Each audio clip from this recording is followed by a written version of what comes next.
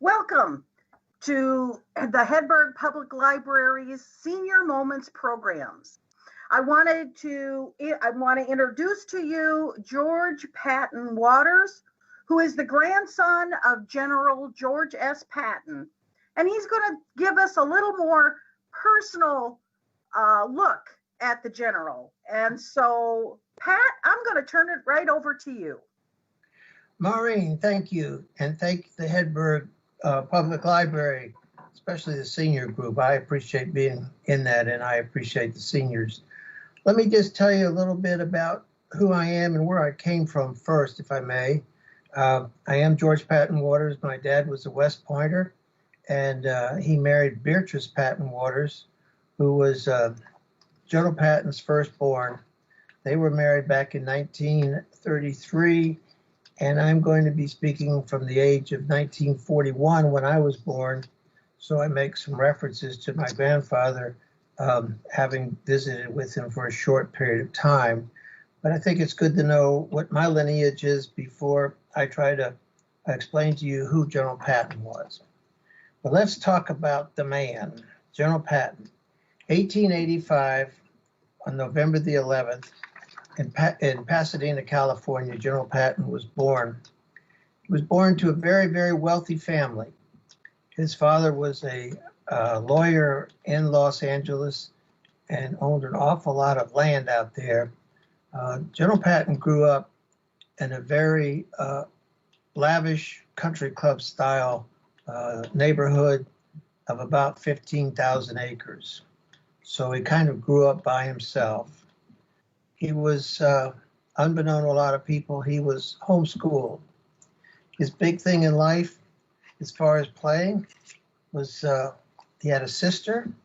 One of the toys he used the most was this doll I have, which he had 13 of these little dolls that he would place in the sand, and he would sword fight with them. Needless to say, he always won. But John Patton had an interesting childhood because he was dyslexic. He was read to, and I think a lot of his reincarnation comes back from the fact that he was read to the Iliad, Odyssey, all of Caesar's type of things. Joe Patton was very spoiled for the first 12 years of his life. He realized he was different because he had no friends. He had no place to go. The only people that would come and play with him were people who were coming out to see his dad. And you've got to remember, in 1885 plus 12, 5, 7, 97, there weren't a lot of cars driving around California. So he didn't get to see a whole lot of stuff.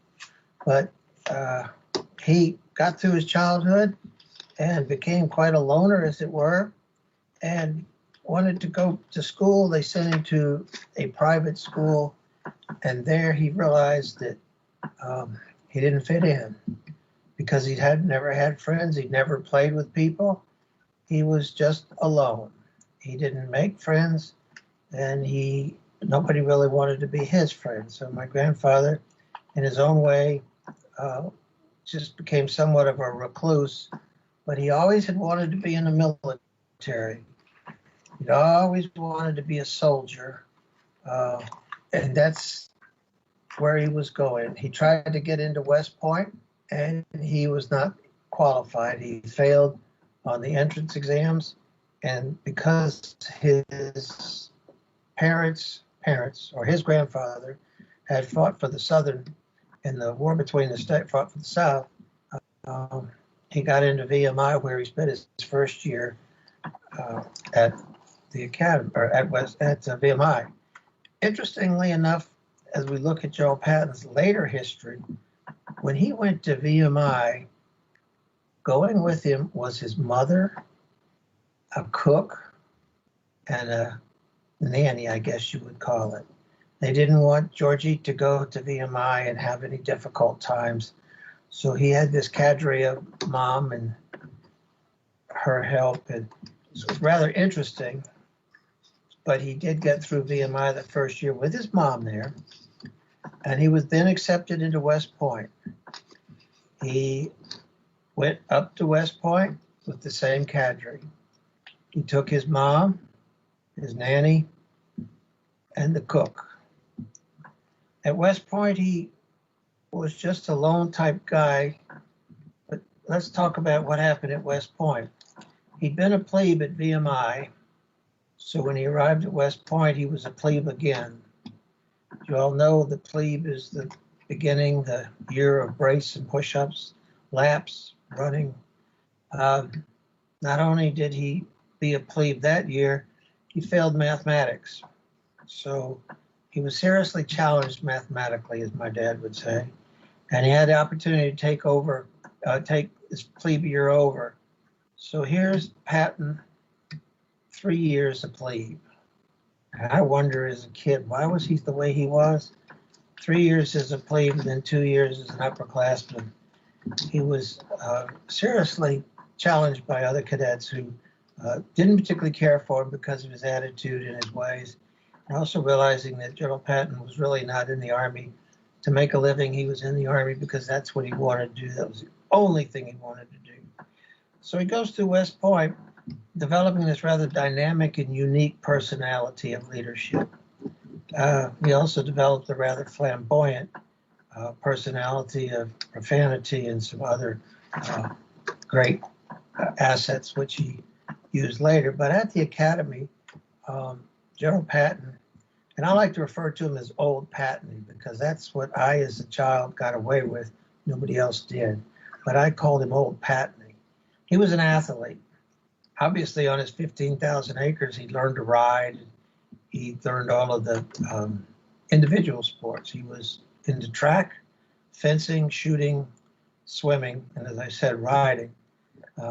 He lettered in all of these at the academy, but graduated in 1909, 1912, he was invited to participate in the Olympics in Stockholm. So he was our first military individual to be invited to participate in Olympics, which he, of course, rapidly jumped into and went to Stockholm, where he placed first in track, fencing, swimming, and riding. Unfortunately, when it came to shooting, they had 7 rounds, and there was only 1 hole in the target. So with his choice words, he advised them that all the bullets had passed through the same hole. But I don't think they all did. I think he tried to convince him, but he did place 5th. And growing up, I remember seeing it wasn't gold or platinum, it was just a medal that he was awarded for the 1912 Olympics. Returning home from that, there was the Mexican insurrection, or Mexican expedition, I guess you call it, of 1916, which sort of preceded the First World War. Interestingly, on the family side, my aunt, his sister, Anita Patton, she had a crush on General Pershing. And somehow General Pershing found my grandfather as a friend, I guess, who probably wanted to get rid of him because of some of the things he was doing and get my aunt away from him. But General Patton was sent to Mexico.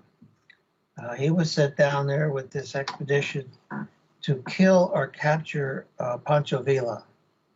They took 4 cars. This was really the first convoy the Army ever had. Now, this was pre-World War I. They drove into Mexico and looking for General Patton, for Pancho Villa.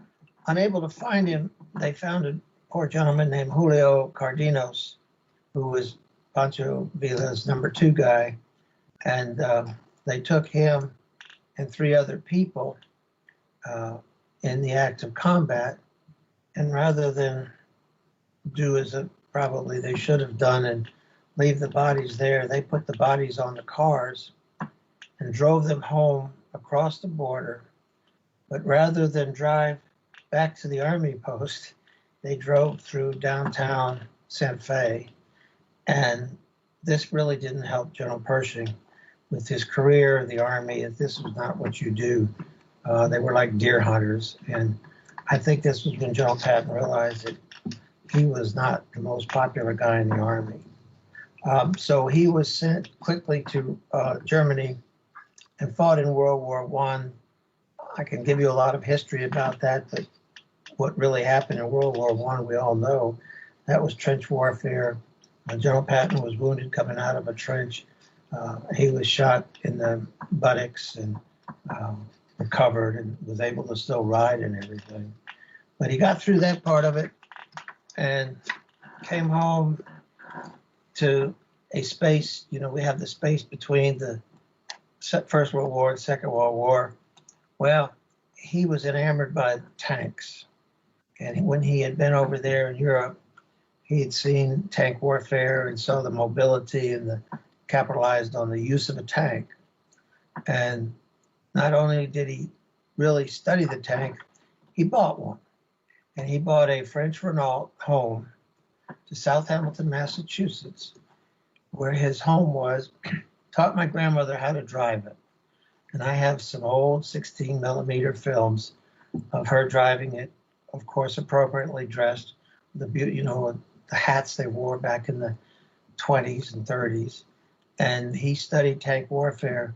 But I will say that in his side of that, through that exposure with the tank and the use of it, he developed what we have today as America, the tank war, the armored warfare.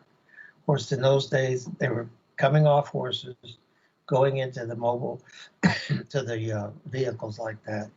So Patton was, he was a leader in that, and I developed that.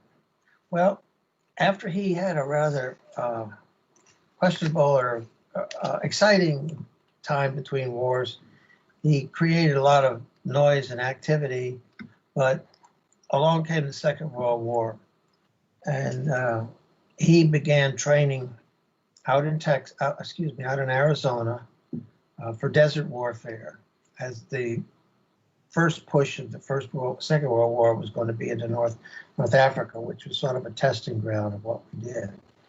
And he ran all the maneuvers, and I live in South Carolina, and I have a picture here of, this is he sitting on the back end of a car in Tennessee where he was out on maneuvers. He ran the maneuvers, Louisiana maneuvers, Texas, South Carolina, really helped getting our troops ready to go overseas for the Second World War.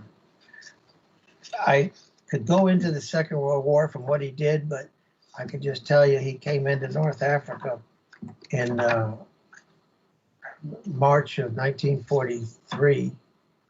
Unfortunately, my dad had gone in November of 42 and got captured. So it didn't work out real well, but my grandfather wasn't going to liberate him. Interesting enough, this is a picture of General Patton on the beach in North Africa when he arrived in March of 43. This is also the only picture, this isn't a copy, this is the picture, but there's copies where you can see both of his pistols he carried. He did carry a 45 and a 38. He also carried a small revolver and a Leica camera. He took more pictures of things he did that were later in life quite interesting.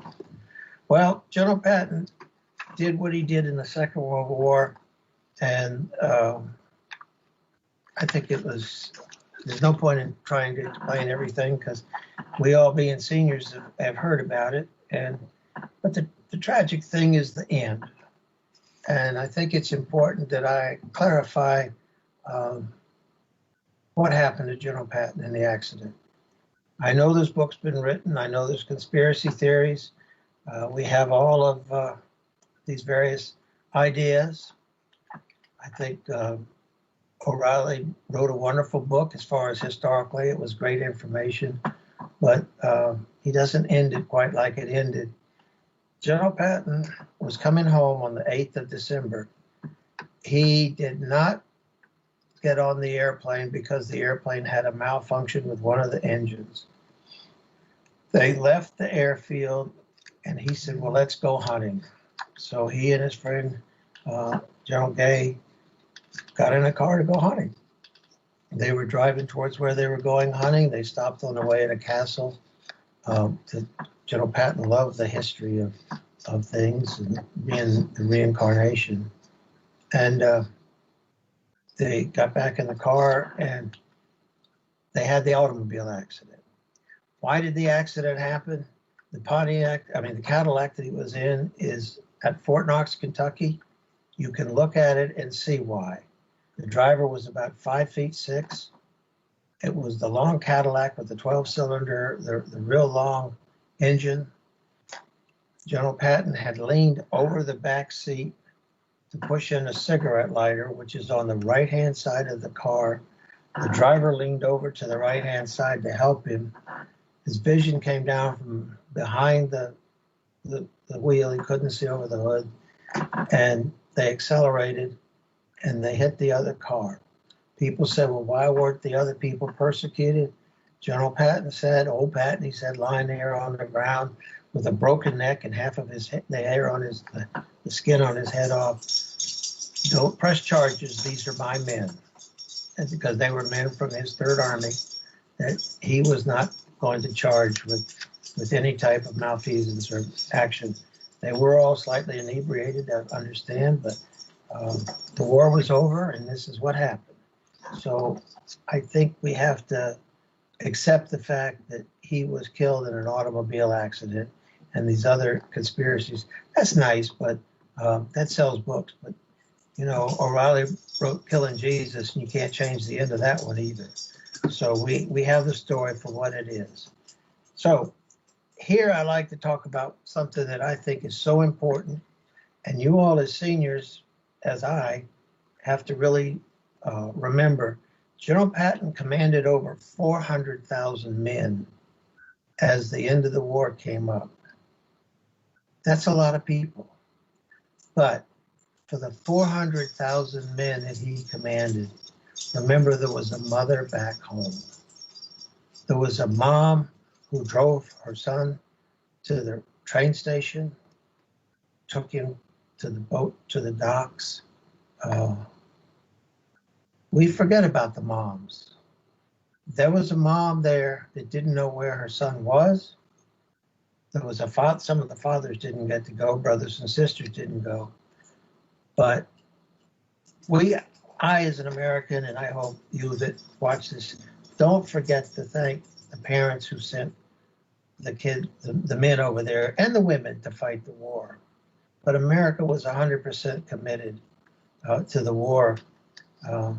But I think we talk about the greatest generation.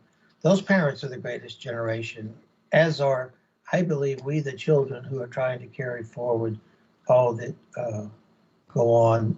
I mean, we have to carry on this. But that's a rah-rah Patton. Let me tell you about the arrival of my grandfather when he came to our house in Washington, D.C. in August of 1945. The war was over. He was having a hard time doing his job over there. And so he came home. They weren't selling war bonds. They just came home for victory parades and everything. And I had been christened Georgie when I was born. My name is George Patton, but I was Georgie. So my mother said, Georgie, I want you to stand out there and meet your grandfather when he arrives. And I had a little Army Jeep, little radio type Jeep, painted green, I'm sure. And I stood out waiting for him to arrive by the little Jeep. This green car drives up. This big man gets out. Well, the first thing I saw, these pair of boots came out the door. And if you don't think, these are 16 pounds, just the two of them. If you don't think being a child and seeing a boot like that come out, somebody who's never seen you, and I, of course, had never seen him, I was terrified. He looked at me and he asked me, who the hell are you? Which I really thought he really looked at all the pictures been sent, but I didn't know. I was just, all I could say is, you know, who I was. Well, he addressed me by a couple names, but my life's experiences began that day in August of 1945 with their arrival. My brother asked me, he said, what's he look like? I said, well, John, he's not Santa Claus, that's for sure. No beard. And he was going to ruin our Christmas. And I was disappointed for a moment, but then in came a big Foot Locker, along with this tall man wearing boots, wearing guns, smoking a cigar. And he had a second language also, which I thought was interesting. I didn't understand the words, but he had it. He had brought us some wonderful gifts. I'd be happy to show them to you, but I don't think we need to see them. I have a Mauser, German Mauser, a P-38 pistol. He brought me a Luger and some unwashed German uniforms that were just kind of wadded up, and 2 helmets. And I like to tell the story about the helmet because that's when I decided I think I have to serve my country, and I wanted to serve my country. The helmet had a hole right in the front of it. So, as a child, I took the helmet and I thought, oh, I'll put this on. Well, I put it on. It cut my head. I started to cry. That was a mistake. You don't cry in front of your old Pat. No, you don't cry. But he addressed me, took the helmet, and he told me, looked at the helmet. And, when the bullet goes through the helmet, it turns the steel in. So it obviously did cut me. He said, that's the helmet of a hero. Well, here's a man that just came back from massacring the Nazi people, the bad people. And I think here he's telling me it's a hero. What his lesson is, Georgie, you serve your country. This man died serving his country. He may have been on the other side, but he died serving his country. And then we went in and posed for a picture. And I show you that picture, which I think you have, of the boots. My grandfather, I'm the good-looking one up there, I say, and he brought a dog with him, a German Shepherd, which he didn't need to bring as far as I was concerned, but that's the meanest dog. But anyway, my grandfather arrived, and there we were, all together at our home. He'd never seen a grandson. I'd never seen a grandparent. So our lives began. We were going to have 15 days of this wonderful visit. The man that didn't look like Santa Claus. We had our little things to play with. I'll just show you those briefly. This was a German youth cap that he had borrowed, not to be returned to some young German. This was one of his General Patton's hats. Another little hat, you've probably seen pictures of these in magazines, and people wore those near the end of the war. Of course, we had all kinds of German souvenirs. These are just a few of them. But he asked me if I'd ever seen my father. Well, my dad was captured in North Africa, and he said, well, I'm going to take you to meet your father. And I thought, well, now that's going to be fun. And I'd never seen my dad, and we were going to go. We went in this great big green car with the boots and the uniform, the cigars and everything. We arrive at the hospital. Well, this is a picture of us at the hospital. I don't know if you could see it, but of course he's looking at me, telling me to be quiet. So, but I was his favorite, I've always thought. So we arrived at the hospital.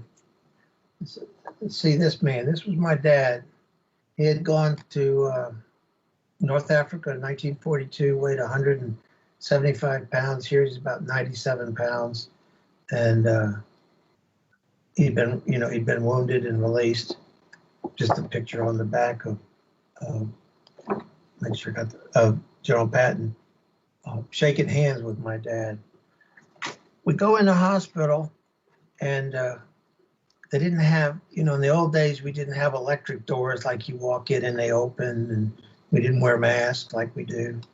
But I'd never seen anything like this in my life when I saw General Patton, because the doors opened automatically, and behind every door, people were hiding. Nobody wanted to deal with General Patton. I knew there was something special about him, and I guess probably it was his language, but they just didn't want to have to deal with it. It was a traumatic experience to get to see my dad, and he took me in, and he said, this is your father. I said, thank you. I appreciate it. And I saw my dad in 45, and then he came home from Walter Reed the latter part of 46. He'd been wounded in the buttocks. It was touch and go, but they got him through. Well, we got home and we have little things that we like to do at home. And General Patton would make us, we'd put our hands out like little barges.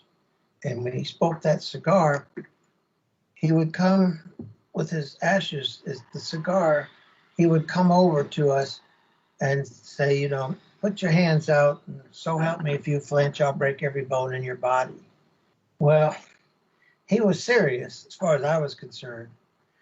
And this is when I learned as a child, you always want to go first. Because I'd put my hands out and I'd get the white ash. And the white ash doesn't burn like the red ash. I can tell you that, because my brother, one time he got the red ash, and I'll never forget it. I just remember looking at him. You all aren't old enough to know. Maureen, you're not old enough. Phil, I know you're not. But I remember looking at his little short pants and his Buster Brown shoes as my grandfather picked him up in the air. And I thought, well, he's going to jettison out of the room. But that was a lesson of going first. So we have,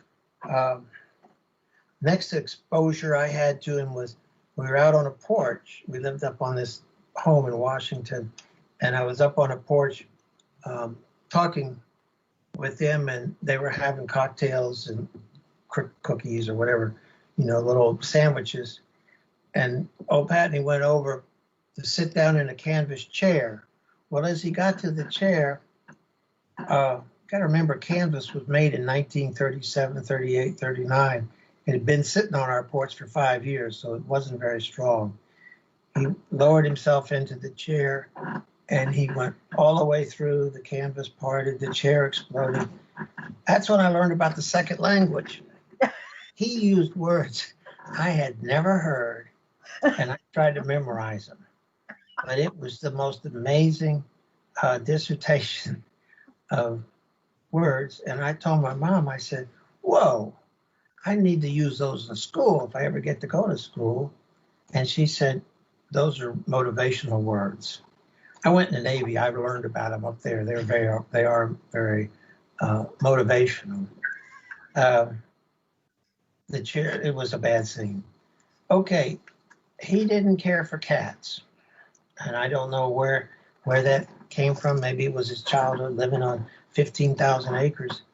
But he was standing out at the railing of the porch one day in the morning, and I think he was probably having a glass of brandy. I don't think it was coffee. And his cat comes out of a little hole down so far away. Now, how far to a 5-year-old is so far? I don't know. It's just far. And the cat comes out and stretches, and I'm sure the cat turned to his partner and said, I think I'll go out and see if I can find a mouse or something. And about that time, these 2 pistols came out of the holster. 12 rounds were discharged, and I think that's my hearing problems. The cat was just dust. So of course my brother and I ran down to see what had happened to the cat, because save the cat type thing. There was just a tail left. I'm sure the cat got away, because I mean, I don't know how shooting from the hips that far he did it, but he just peppered that. And I learned that day that he doesn't care for cats. The last event we had in our 15 days of trauma, which I always will remember as a good time, we had a lightning storm. And I was terrified of lightning. You know, during the Second World War, they had blackout curtains, and they'd pull the curtains at nighttime, and that was scary. But they didn't pull the curtains as lightning just was going all off. Well, my theory about that, if you're scared of something, just get out of its way. So I went underneath the bed, and I thought, well, I'm not going to bother anybody. People appreciate it. And I got under the bed, and a dog came with me. Well, here comes this man with these boots. I could see him coming with my brother's little brown shoes behind him. And he's saying, where is Georgie? And I know my brother pointed to under the bed. Well, I lied to you about going first, because when his hand came under the bed to extract me, I let the dog go first. The dog bit his hand. I heard the dog cry and everything. The hand returned. You know, in 45, there were no paper towels, so he didn't clean his hand off. It just came back covered with blood. And I was extracted from under the bed. And I got over being afraid of lightning. But he said that day, I'll be damned if anybody's going to be named Georgie who's a coward. I agree. I was a coward. That I love lightning now. Lightning storm is a challenge to me. It's fun to get out to be with. But what a privilege to grow up as his grandson. He left, went over and the accident occurred. I lived with my grandmother periodically until I was about 12 years old. Then my mom had died and then my grandmother died. But what an honor and a privilege it was to be the grandson of General Patton and to share and old Patton. I mean, he was a compassionate guy. Interestingly enough, on his heel was a St. Christopher that he had all of his shoes. He always had this St. Christopher on there. There was a faith embedded in General Patton that's who got him through what he got through. I just read a letter he wrote to my dad about he was lucky, but he said I was lucky because God made me lucky. He didn't take any credit for what he did or his men or what accomplished for him. To sort of summarize about General Patton, the big thing I like to say about him, because he was caring, he was Christian, but his outward appearance was not his inward character. And today we have so many people like that who have an outward appearance, but let's know their inward character. General Patton had a tremendous amount of character. His faith was what drove him. I guess I like to look back and sort of conclude and say, well, I really didn't know him. I only had 15 days with him, but I've had a lifetime of living with people. And it's people like you, the citizens of your community, if you're watching this, that care enough to think about what the greatest generation did. But it's not just General Patton. It's 400,000 guys and girls, 400,000 men and women. It's all of Americans who have committed to the service of this country. Your remembrance of him is very important to me, and your time to look at this is wonderful. But the service, sacrifice, and commitment, we're all making that now. And I just think my grandfather was just another guy who did the same things. So thank you for allowing me to share my time with you. And I appreciate your honoring General Patton and his men. Thank you, Maureen. Thank you, Pat. That was so interesting. As I've done a little of my own research reading about General Patton, one of the things that I saw, and I think you brought out so well, is that General Patton was a human being. Yeah. He had his really hard side, and in fact, some people would call him mean. But yet, I read a story where he cared about his men, that he went out and made sure they had dry socks so they wouldn't end up having foot problems while they were at war. And so, I mean, I see this. He didn't tell, his captains and lieutenants to go out and check socks. Apparently, he did it himself. Yeah. I read that General Bradley, I believe it was, had a small little hut that he carried from battlefield to battlefield with him, so he had a comfortable place to sleep. Your grandfather slept on the ground with his men. And so he was just human. He was good, maybe not so good at times. He's a very fascinating character, to say the least. And we want to thank you so much for sharing this with us. Can I show you one thing before? Yes, please do. You talk about his love. There's Willie. That was his dog that he carried through the end of the war. but I also show you in the background the 3 trunks. And we don't think about it today, but when someone's killed in combat, especially now, so many of them have dogs. That's what comes home, the dog and the trunks. But if you don't think that's impactful, Yeah.